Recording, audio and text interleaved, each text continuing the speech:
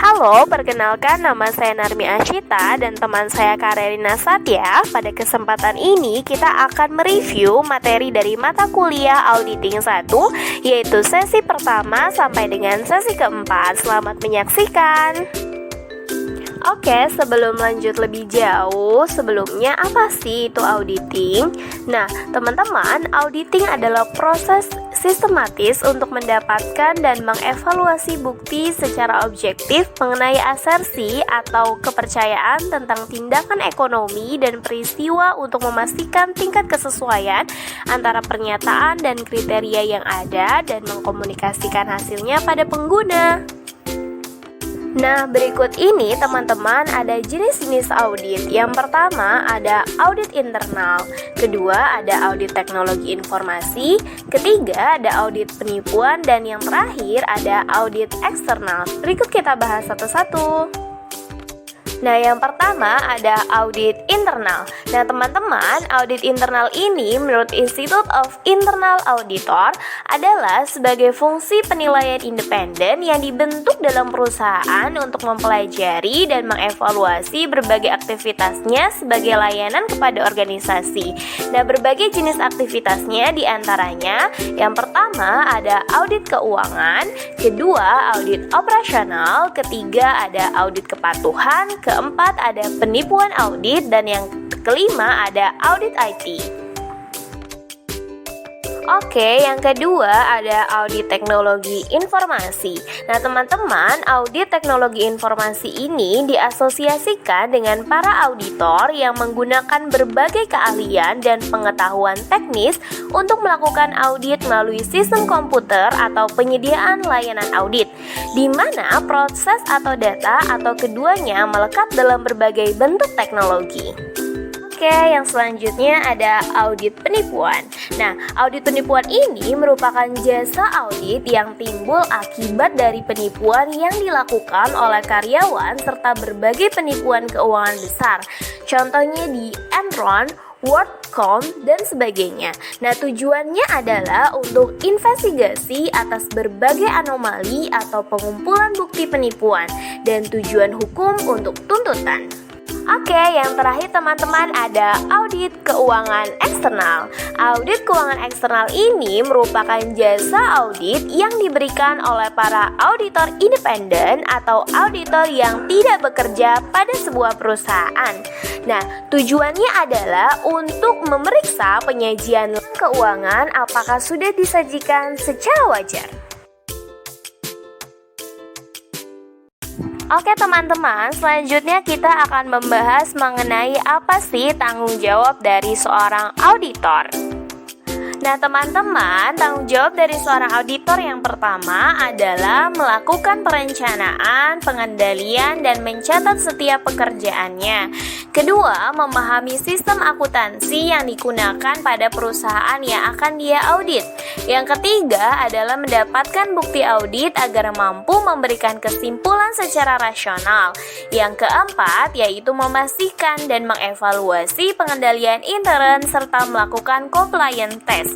Dan yang terakhir, tanggung jawab dari seorang auditor adalah meninjau ulang laporan keuangan yang relevan.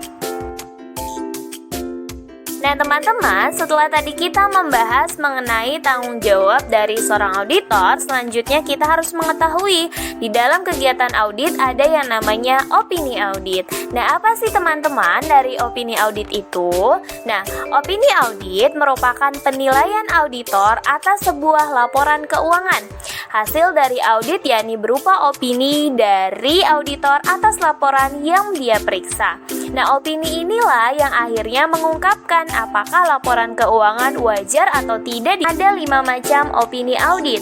Opini audit yang pertama adalah opini wajar tanpa pengecualian.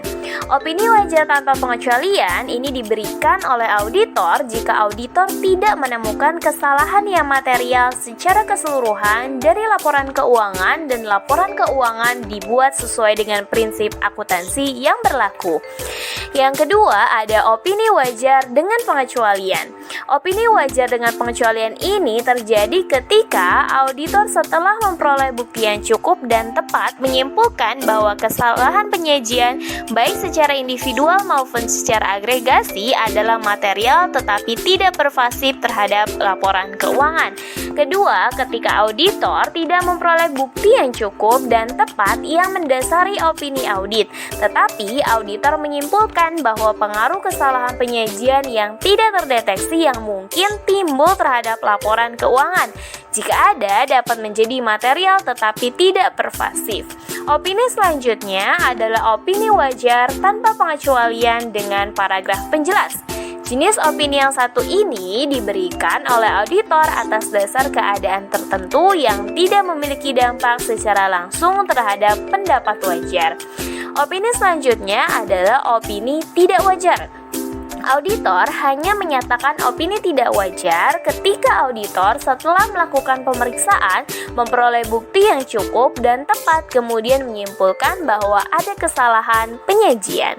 Selanjutnya adalah Oke teman-teman, setelah kita membahas materi mengenai apa sebenarnya auditing, selanjutnya kita masuk ke materi tentang audit siklus pendapatan. Nah, siklus pendapatan sendiri merupakan aktivitas yang terkait dengan pertukaran barang dan jasa dengan pelanggan dan pengumpulan kas dari pendapatan. Nah, dalam transaksi siklus pendapatan terdapat beberapa transaksi yang sering terjadi. Transaksinya sebagai berikut. Yang pertama, transaksi penjualan barang dan jasa baik secara kredit maupun tunai. Kedua, transaksi penjualan. Ketiga, transaksi pencadangan kerugian piutang. Dan yang keempat adalah transaksi penghapusan piutang dagang. Selanjutnya ada tujuan audit terhadap siklus pendapatan. Tujuan audit terhadap siklus pendapatan yang pertama adalah memastikan transaksi penjualan mencerminkan produk yang diserahkan ke customer. Yang kedua adalah memastikan transaksi penjualan yang terjadi telah dicatat. Yang ketiga adalah memastikan entitas memiliki hak atas piutang usaha. Yang keempat adalah memastikan transaksi penjualan telah dicatat dan di jurnal serta diposting dengan benar. Dan yang kelima, yang terakhir dari tujuan audit terhadap siklus pendapatan adalah memastikan transaksi penjualan mendukung penyajian angka penjualan dan piutang usaha dalam laporan. Oke teman-teman, sekarang kita masuk materi audit siklus pengeluaran, pengujian, pengendalian. Nah teman-teman, siklus pengeluaran meliputi aktivitas yang berhubungan dengan transaksi pemerolehan dan pembayaran barang serta jasa.